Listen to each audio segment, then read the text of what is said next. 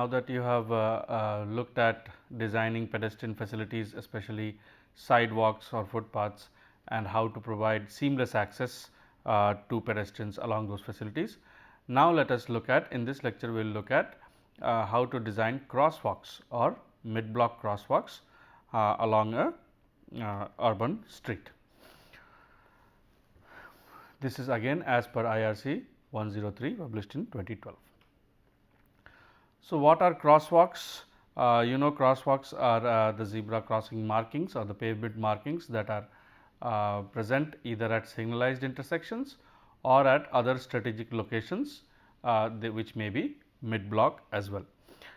These are provided so that pedestrians can cross is the shortest possible route, right. Otherwise, if the pedestrian have to walk for a long distance and then cross the road, they may not be taking the pedestrian route and may instead be using a motorized mode of transport. So, in order to provide them the shortest crossing of a roadway or an urban street, these crosswalks are designed.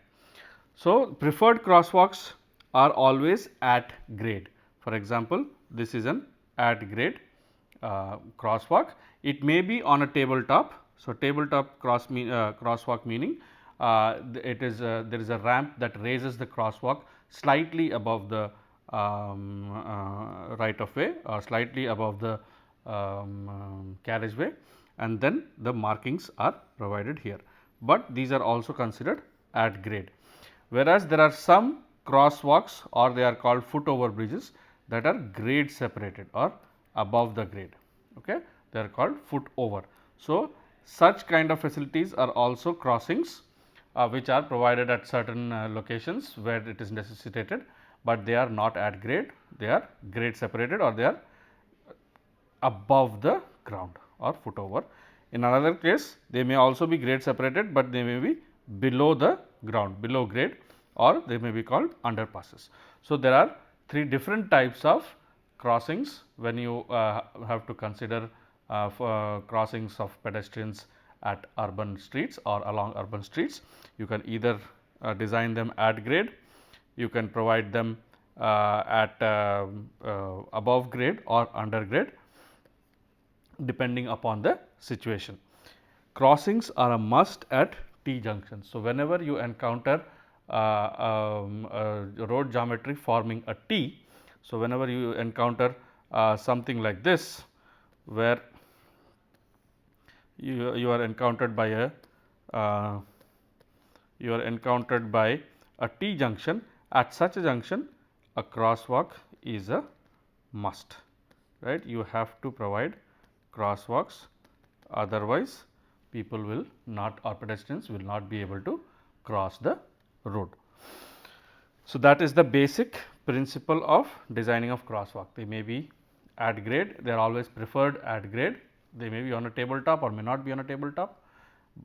In the other situations, they may be sometimes provided above grade or below grade.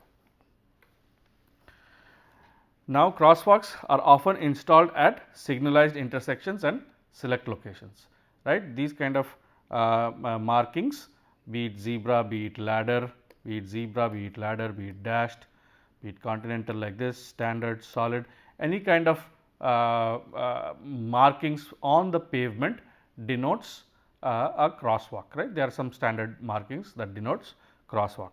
They are often provided at signalized locations or at other select locations. Select locations meaning they may not be at an intersection, they may be mid block, but there is a reason for providing a crosswalk. Without any reason, you should not provide crosswalks at multiple locations, that will only obstruct the flow of vehicles on that street. So, at either the junctions or at signalized intersections or at strategic locations, these crosswalks should be provided. The parallel lines should be 0.2 to 0.6 meter in width and a minimum length of 1.8 meter, standard is 3 meter. So, you have to at least provide a width, these two lines should be at least 0.2 to 0.6 meter apart, and the minimum length should be at least 1.8 meters, standard length is usually 3 meters. So, that The length of the crosswalk is nothing but the width of the road that the pedestrian has to cross, right. Markings may be different, we have already seen the different types of markings. So, in the last lecture we were talking about these kind of crosswalks. So, these are provided at signalized intersections when there is a all red phase at all the 4 junctions. They allow people to crisscross at intersections which they otherwise had to cross in a L shaped pattern. Now, the other thing to think about when you are designing crosswalks is to look at the corner radius of the streets. So, these corner radius at the streets should be as small as possible, right.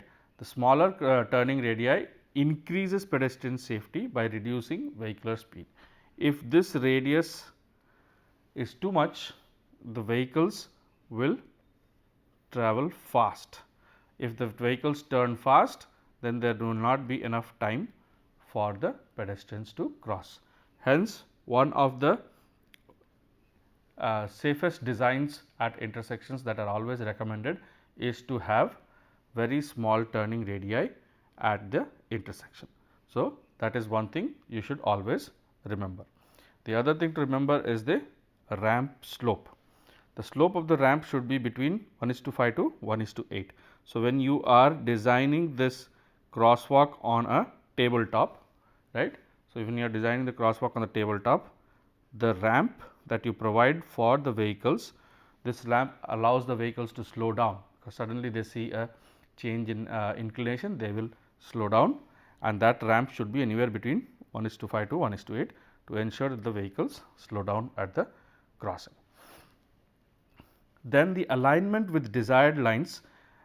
Pedestrian crossings at intersections should be located such that there is minimum deviation from the path of travel defined by the pedestrian zone.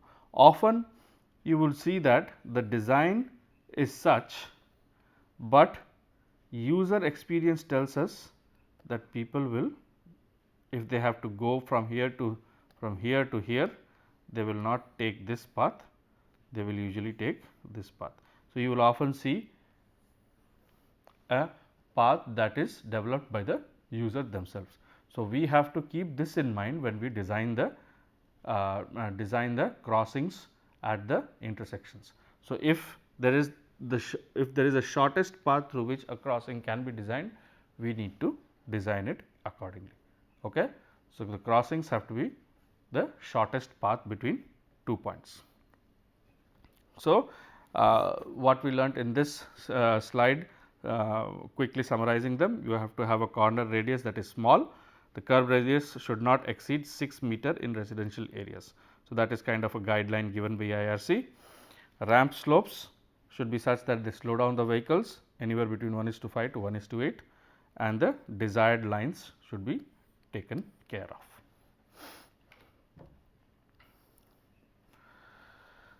The other thing to remember is at minor intersections, if the how to design for a crosswalk, right. If the intersection is not signalized, it is acceptable to raise the crossings that are perpendicular to the minor arms, while the crossing at the major arms is provided at grade.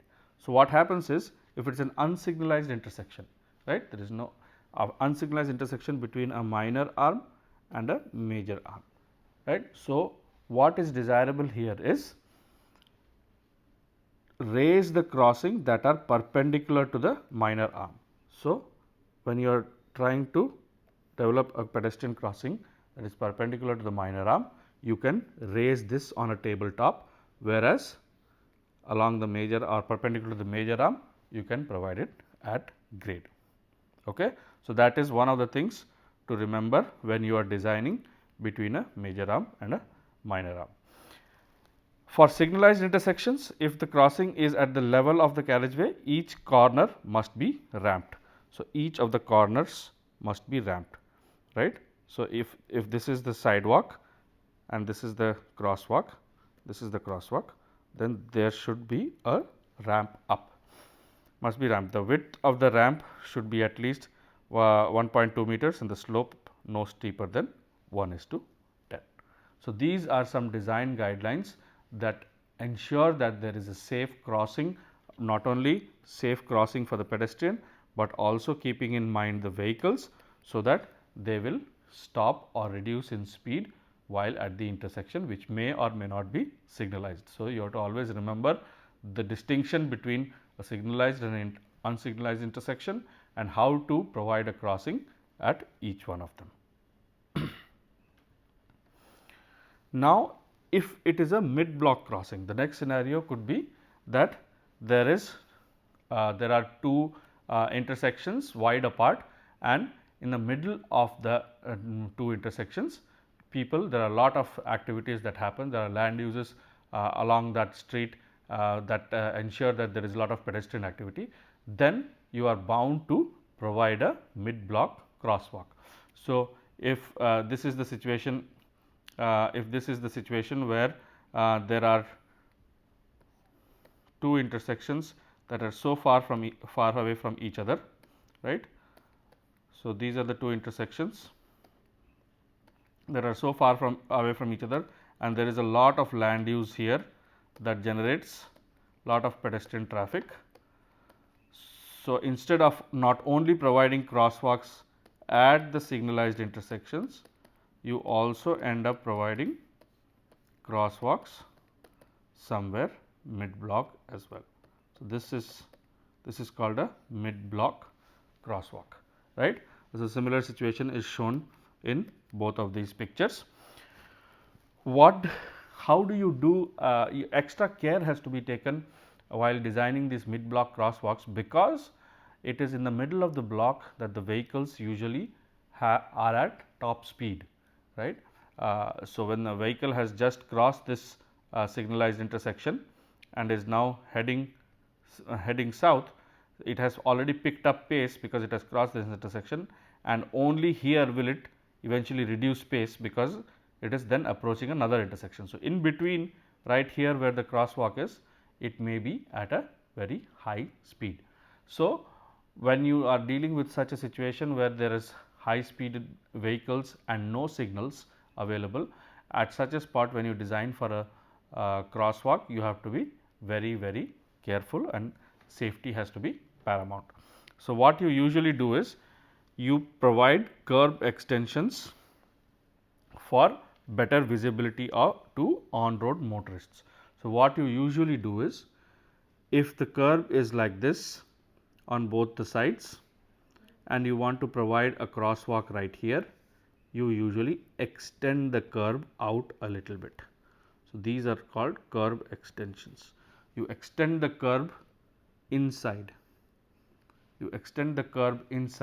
So that what now happens is, this vehicle that is coming here suddenly sees that there is something moving towards it. It sees the curb line move towards this vehicle and the vehicle kind of stops. So, somebody coming here, they will see that the curb line is moving towards this vehicle and they will stop, and on top of it you can have a ramp up on both sides, ramp up and ramp down on both sides, and have the crosswalk design.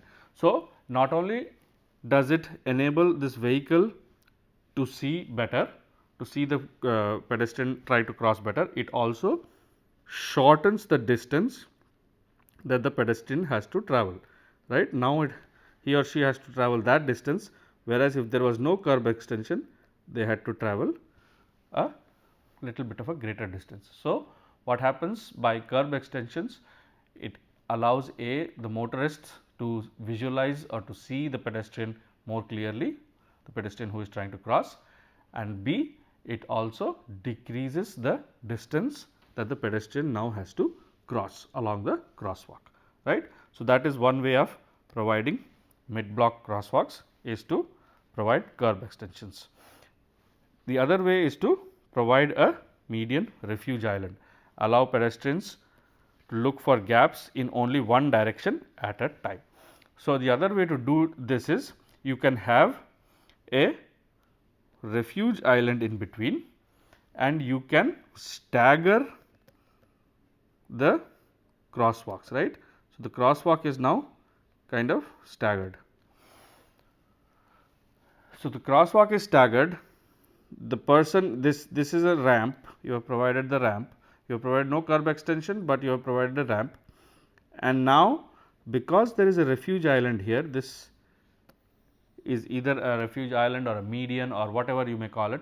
So, because there is a space for the pedestrian to stand at that position, now he or she can only look at this traffic and not worry about this traffic while he or she is crossing these lanes. Then they stop at this refuge island or the median, then again has to only worry about this traffic and not worry about this traffic and then cross over here. So, these are two different design methods by which you can design a mid block crosswalk. Again, you have to be very careful when you are designing mid block crosswalk, A, because usually the speeds of the vehicles between the two intersections is highest at some point in the middle of the two intersections, and B, because there may or may not be too many people that are wanting to cross at that location. So, the expectation of motorists may not be very high to encounter a pedestrian. So, because of these two reasons, you will have to very carefully design for a mid block crosswalk. As per IRC, crossings not at but in between the street connectivity connecting two intersections. What it says is the spacing should be every 80 to 250 meter in residential land uses, whereas in commercial and mixed land uses anywhere between 80 to 150 meter, and in high intensity commercial areas it should be pedestrianization as much as possible, right. When there is lot of pedestrian activity in highly commercialized zone, you should provide crossings as per the need. There crossings takes the priority and vehicular movement does not take priority. Okay. We have already talked about mid block with curb extensions, provides better visibility with refuge islands, allows pedestrians. So, we have already looked at each of this. These are some standards that IRC recommends. Now, a typical curb ramp design is also is also shown in IRC, which has to be taken care of when you are designing for curb and a crossing. So, again remember universal design has to be applied, right. It has to take care of pedestrians who are specially abled. So, not only are we talking about small children and elderly people crossing, but also about specially abled people crossing by themselves. They may not be always accompanied by somebody else. So, your design of your sidewalk or your crossing or your crosswalk should always include universal design principles. So, you have to have a flared ramp, a maximum of 1:10 grade, right. A flared meaning it has to have a flare like that. It has to have a grade of maximum gradient of 1:10. There has to be tactile flooring or tactile paving that will allow the person who is visually impaired to walk. It guides them to walk properly. Then there has to be a guiding strip which is 300 mm wide. That has to be provided, and then there has to be a continuous longitudinal tactile paving and guiding blocks, so that it enables the differently abled people to navigate through the sidewalk as well. So, these are some design principles to be kept in mind when you are looking at especially the crossings. So, these are the where people will get on and off the sidewalk. When it comes to pedestrian signals, we have already looked at how to design for pedestrian signals. Pedestrian signals are designed basically considering the minimum time gap required for the crossing, right, minimum time gap required for the crossing, and it is given by this formula, where the first part of the formula takes care of the time to cross, right, the time to cross the carriageway. The second one takes into account the time taken by rows to follow one after the other, because of the width of the crosswalk, there may be multiple people may be crossing in multiple rows and they may be queued up one behind the other.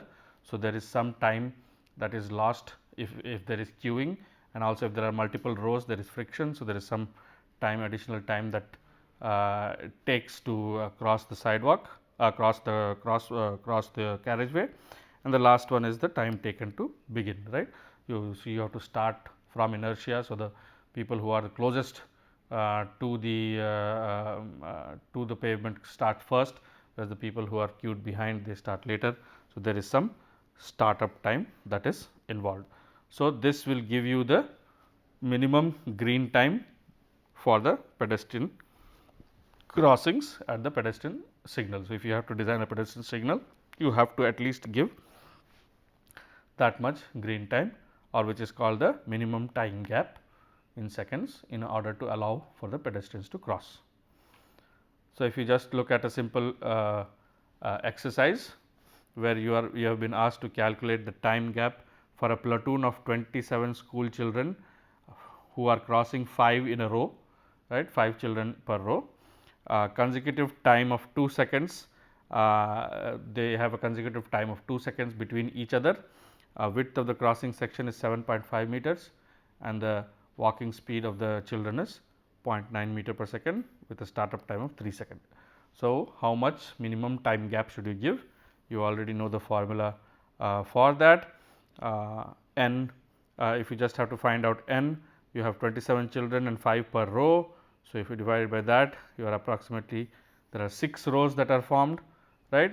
So, if there are 6 rows that are formed, you already know the width of the pavement, you already know the speed at which, average speed at which the children are crossing, the children are walking. You already know that 2 seconds is the consecutive time. So, time between 2 children walking is 2 seconds. You have calculated n as 6, 6 minus 1, and the startup time is 3 seconds. So, you are getting a time gap for the platoon as 21.33 seconds, that is needed for the entire platoon to cross that carriageway. Now, when you have to design a refuge island, you have already discussed about what a refuge island does. It allows for the pedestrians to cross 2 different streams of traffic by only looking at one stream at a time, right. If there are more than 2 lanes per direction, then a refuge island is usually recommended, right. If there are 2 lanes in one direction and 2 lanes in another direction, it is not advisable to provide just one long crosswalk, especially if the lanes are wide enough. So, you have to provide a mid block refuge island, then the pedestrian crosses one traffic stream, waits in that refuge island for a gap to cross the next traffic stream. So, the dimensions, refuge island dimensions should be the same, the refuge should be the same width as the pedestrian crossing and the depth should be no less than 2 meters, right. The width should be the same as the width should be the same as the pedestrian crossing, right. So, if this is the refuge island, the width should be the same as the pedestrian crossing, the depth should be no less than 2 meter, enough to park a wheelchair. So, that is kind of a design criteria that has been given here. So, this should be as much as the crossing and depth should be at least 2 meters, right. The width should be as much as the pedestrian crossing width. So, this is the pedestrian crossing width and the depth should be at least 2 meters. So, that a wheelchair can be easily parked on the refuge island. The refuge area median is greater than crosswalk width or 3.6 meter, has a surface area of at least 4.6 square kilometer. If there is a refuge island, so if there is a refuge island that enables you to, so this is a refuge island. So, if there is a refuge island that enables you to cross at multiple directions, so that refuge island should have at least a area of 4.6 square meters, right. So, this is a very big intersection and there are multiple refuge islands, right. So, these refuge islands you can go, you can cross this, wait here, try, you can then either cross this way or that way. So, it allows you multi-directional crossings. So, if you have a refuge island of sort, that is usually provided when there is left channelization available for vehicles to turn left. If they are channelized, then there is a refuge island that is provided here, where you can cross either this way or that way, and such a refuge island should at least have a area of 4.6 square meters.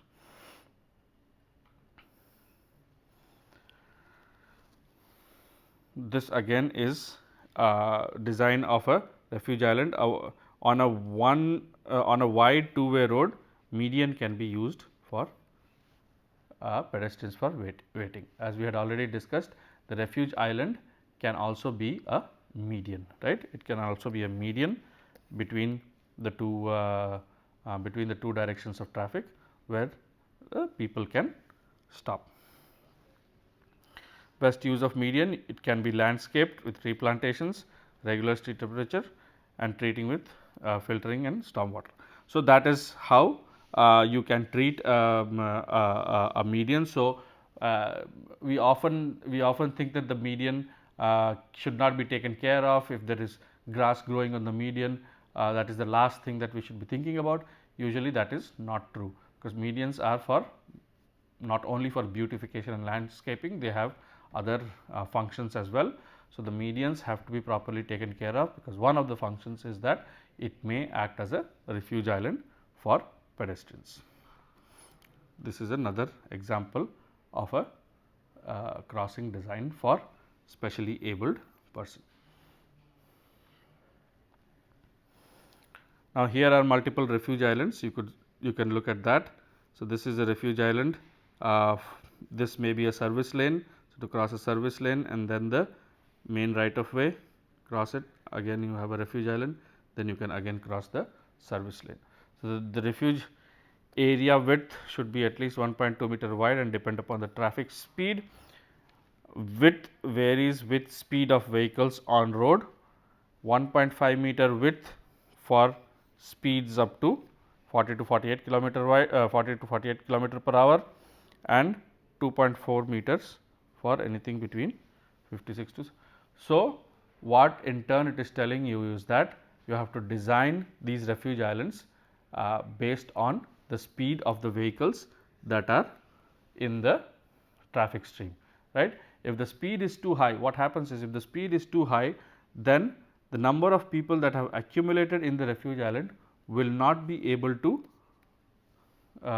cross the road very quickly, right. So, there will be more and more people that start on, that keeps on accumulating here, and then it becomes very crowded. So, based on the speed of the vehicles on the road, the area of this refuge island has to be decided upon. The lower the speeds, the lower can be the area of the refuge island. Again, if you take a look at the another problem, a road that is 30 meter wide needs a pedestrian crossing with a refuge island. It is regularly crossed by a platoon of 30 school children, 6 in a row. These children cross with a consecutive time of 3 seconds, a startup time of 3.5 seconds, and a walking speed of 1.1 meter per second. To increase the comfort of the pedestrians while crossing, the city officials decide not to set up pedestrian green time of the pedestrian signal beyond 30 seconds, right, not more than 30 seconds. Determine and justify the position of the refuge island on the cross section of the road. So, if you are told to do such an intervention, such a design, what should you do? You should first calculate what is the green time, or what is the minimum gap that should be provided for this kind of a situation.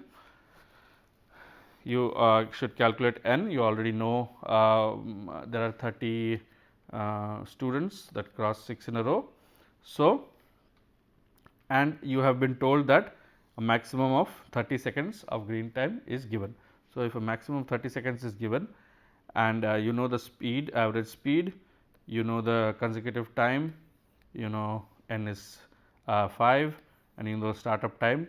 So, you can know the width of the crosswalk, you can know the width. So, therefore, a median refuge island at the midway of the road section is required for a safe and comfortable crossing. 30 seconds is not enough for safe crossing of 15 meter. So, here what you are saying is a road is 30 meter wide. So, if the road is 30 meter wide and the green time that you have provided is only 30 seconds. So, in that 30 seconds what you are seeing is that people can only cross 15.95 meters. So, the rest 14 odd meters they still have to cross. So, that tells you that there is a requirement for a refuge island somewhere in the middle of the road, right. So, that is what justifies that there must be a median refuge island somewhere the midway of the road section. IRC 103 also recommends, or it does not recommends, but it provides some guidelines for mid block crossings as to what different types of signage can be used. It also recommends that in pavement raised markers could be used along the crosswalk that will reflect a light onto the motorist, and the motorist will be able to see the pedestrians crossing. You could have overhead pedestrian signs that alert the motorist that there is somebody who is crossing on the crosswalk. You can always have pedestrian signals that have some animation in them about pedestrians crossing. At school zones, typically you should provide signs that says school zone with the school zone symbol. So, many of these signs have been recommended in the IRC 35 have been taken from the IRC 35 as well. This is a very typical road crossing at yields and at yield signs, where you have to, when there is no signal available, you have to yield for pedestrians. That is what that signal says. So, my recommendation would be you have to go through this IRC very carefully before you start designing for any kind of pedestrian crossings at your urban streets. So, hopefully, this lecture has given you some idea about how to design for crosswalks in any of your city roads. IRC 103 is the document for that. Also go through some of the ITDP policies that deal with footpath design, which also includes crosswalks. And of course, like the previous lecture, we have taken some pictures from a previous NPTEL course developed by IIT Bombay, which looks at more traffic engineering related issues and also includes pedestrians. So, in conclusion, we have looked at how to design for pedestrians, pedestrian crossings. They always prefer to be at grade, but at certain cases you have to provide above grade or below grade facilities as well. But in this lecture, we have looked how to design for at grade facilities. They should take into consideration the needs of the specially abled people, and how do you design for refuge islands at mid block crossings is something that was discussed. Thank you very much for your attention.